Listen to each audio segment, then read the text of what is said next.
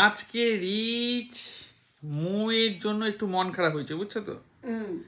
হ্যাঁ, কারণ হচ্ছে রিচ যে ভিডিও করছে আজকে মোয়ের ইন্টারভিউ নিয়েছে। আচ্ছা। হ্যাঁ, মার ইন্টারভিউ নিয়েছে। তো এবার মোয়ের ইন্টারভিউ যখন নেয় তখন মোয়ের ভিউ ধাক ধাক করে উপরে ওঠে। আচ্ছা। তার অনেক পরে মার ভিডিও করে, আচ্ছা। তাই তো? তো মার ছিল 0 ভিউ, আর মোয়ের ছিল 250, 250।